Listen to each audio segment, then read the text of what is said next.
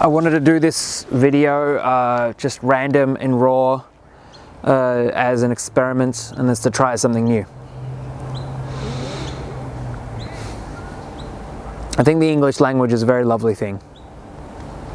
It has so much hidden meaning within the words that we say. And the word that I find is very particularly interesting is the word insane.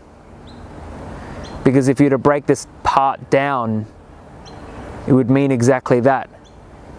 You are in your sane, you're in your sanity. And this is what I find, is that often myself and everyone else, that everyone when we're caught up in life, that we are in our minds, that we are in our sanity, that we are in what we would conceive to be a nice way of being, a polite way of being, a way of being that is us, or at least allows us to be part of a collective. That is sanity, yet we are insane. We are in our sanity.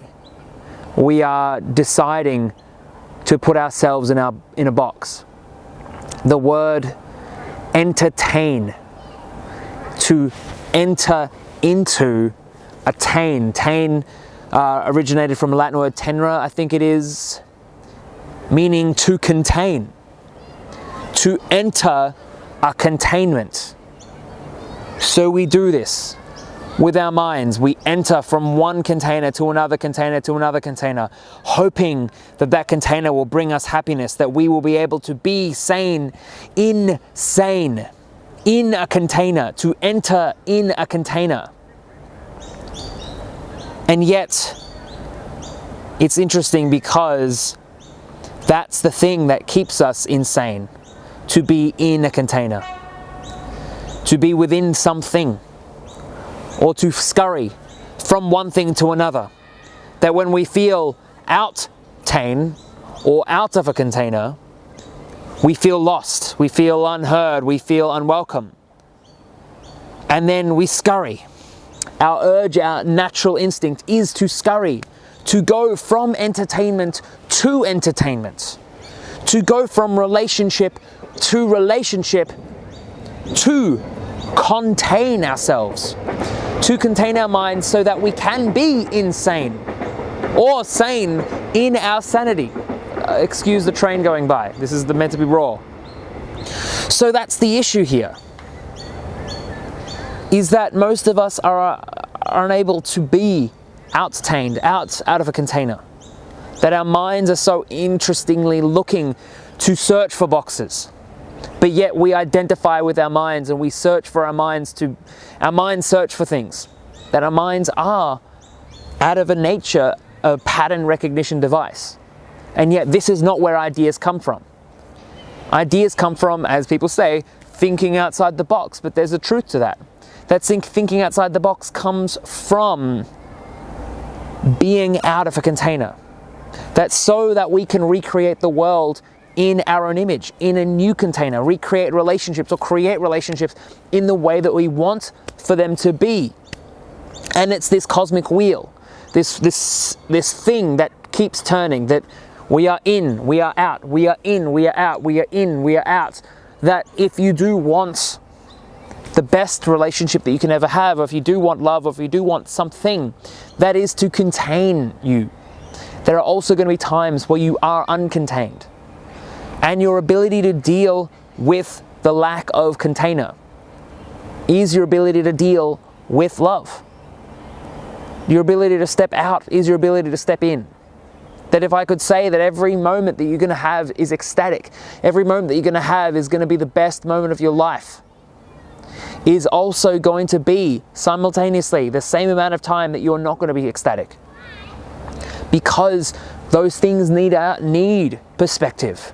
Look at every celebrity rags to riches story of someone being like, yes, I made it, I was making things in my basement every day, is that they earned it through this cosmic wheel turning, through the ideas of turning, that truly there is no container, but a constant evolution of being contained and uncontained, of being in and without. And so, as the phrase goes, if you don't go within, you go without. It's the same thing here, that if we don't allow ourselves to go within, to understand where we are, who we are, what we think, then we won't be able to create something that we want. And the amount of times that I see this in my own work, the amount of times I see this in my own work where I'm interacting with someone and they want something so much to happen that they suffocate it. They want the fire of passion, but they don't want to give it air. And that they are sick of giving it so much air, but they never gave it air in the first place. And the air that I'm going to tell you about is the space, is the air of no thought, of removing yourself from thought, because thought is the container, or attachment to thought is the container that we have, that we are contained by our thoughts and our attachment to the thoughts, to think that we are the thoughts, that we are the feelings, that we have a feeling, and that we think that we are that feeling, that we are this, that I am in pain. And the phrase that I am is the biggest lie. That they said, I think, therefore I am. But to label something as I implies that there can be something that isn't. To label something that am implies that there is a condition, that we can then like one condition and not like another condition. Again, sorry about the train. If you can hear it, I don't know if you can hear it. So to describe this simply is that we put conditions on ourselves. We scurry around in our mental container. In our mental container, this is good, this is bad, I must have this, I must have that. This is not good, this is not bad. And so when we do this, we are contained, we are limited. We are limited to our personality, limited to the ideas that we have. That, truth be told, some people, they fall in love, they fall in relationships quite quickly. And that's because of the lack of container. The lack of container made them seek the container. But if you want your life to be like a bow and arrow, that is to be pulled back and launched into something, someone, some whatever, it comes from being comfortable outside of the container, being comfortable outside of love, being comfortable outside of yourself. That if you are to be sane within yourself, you must observe yourself while you are insane. Like your mind is like a train that is constantly going and going and going and going and going. You cannot see the gaps between the thoughts. But to observe the train slows the train down. And when we are hurt, when we are in pain, that is the time to go within. That is the call to action, to say that there is a thought that is going wrong. There is an original thought, a belief, an idea about the world that does not match up with how it is. And so pain is the insider, it's the information to go inside. It's the information to say that you are not experiencing life how it should be. And I'm purely talking emotional pain, I'm not talking physical pain here. Although some emotional pain can manifest as physical pain, can manifest as stress, can manifest as something in your heart, something in your head. But these feelings are to be acted upon. And so life itself is energetic. Life itself is motion, that things are constantly in turn moving and shifting and growing. But what you find is that when we constantly pay attention to the movement, when we constantly pay attention to the growth, I think there's something in my hair, no, there's something, pay attention to the growth. We don't pay attention to the space between the growths. And that we're always looking at the stars, never looking at space between the stars, always listening to words, never listening to the space between the words, always thinking to our thoughts or listening to our thoughts, never listening to the space between our thoughts, always in pain, but never listening to the space between our pain. When you understand the words in love, that I am in love, that we are in love, that you are in love with this video, subtle thing there, That is to inspire the idea or to think the idea that you can be without love. That you are not love. That the space, the energy that we understand is love. Is an example of love. It's the thing that binds us all together like atoms with the covalent bonds or whatever you call them, that need that energy to jump and to form and to create new elements. That if you want to create a new element with someone else, to create your own unique element, you do need that space. That space to know, that space to grow, the space to know it's what you wanted, the space to think that that's what you needed, the space that someone else realized that you're what they needed. And so then we conceptualize this. We turn it into mental games. We think, oh, but I'll just give him space. He'll want me back. I'll just give them space. I'll give her space. She'll want me back. Space isn't the game to play, but space is the name of the game. Space is how it works. Like, for example, I always like the example of people with social anxiety. Is that when we are constantly thinking about social anxiety, when we are constantly thinking and worrying about, will we impress someone? Will we not impress someone? We don't give our thoughts space. And so when we don't give our thoughts space, it's friction. And friction dissipates energy. And if you would allow that energy to maintain by giving yourself space from those thoughts, what you would encounter is an inbuilt of energy that allows you to make that initial connection, because a connection with someone does take a lot of energy. It does take a severe amount of energy. So I ask you, with this video, I would love it to go viral. Who knows?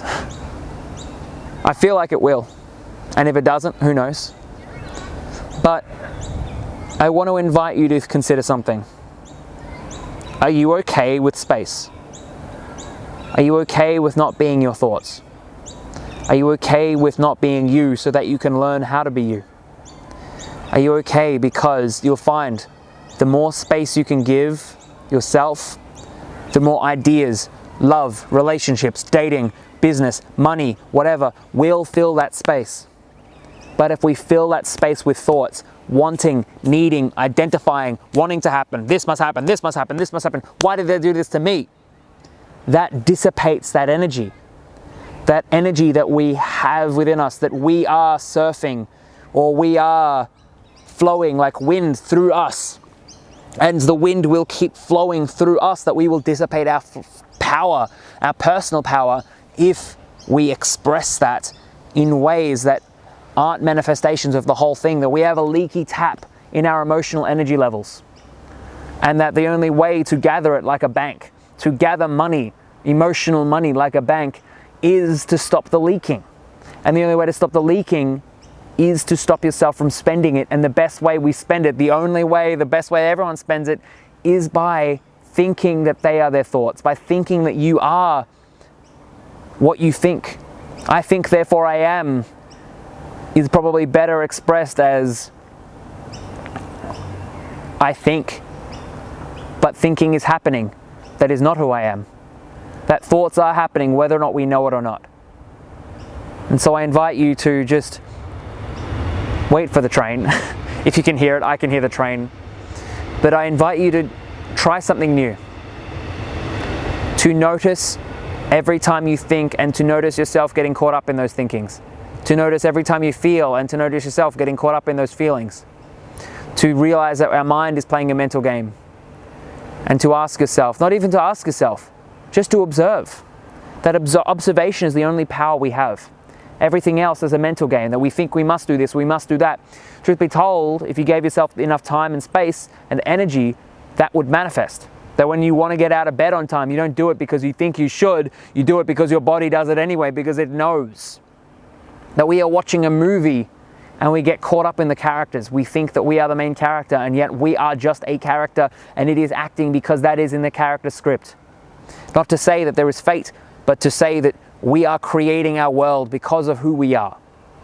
We are creating our world because if you watch this video, it is in your nature to watch videos. If you are expressive, it is in your nature to be expressive. If you are someone who is flirtatious, it is in your nature to be flirtatious. And to get away the idea of thought that we have, that we are more than this, that we are something that is different to this, that is to deny our own fate. To say that we are going to create what we want to, that we are dreaming and dreaming and dreaming, that the dreaming itself is the thing that removes ourselves from that feeling, that from that creation. That work is a result of lack of thought, of doing, of execution. And that execution comes from thinking, but thinking is slowed down by identifying with those thinking, because we perpetuate the same thought over and over and over again by thinking. But truth be told, thinking is happening, thought is happening, it is always happening, despite whether we know it or not. It was always happening. And to conclude this video, to control your thoughts is the highest form of thought. But to have the energy to control your thought as the cosmic wheel turns, you must also try and not control your thoughts. That the moments that you are controlling your thoughts also come from the same time that you will not be in control. So if you embrace the lack of control, you will also embrace the control. That if you want to be sane, maybe we have to identify every time we are insane. Thank you so much.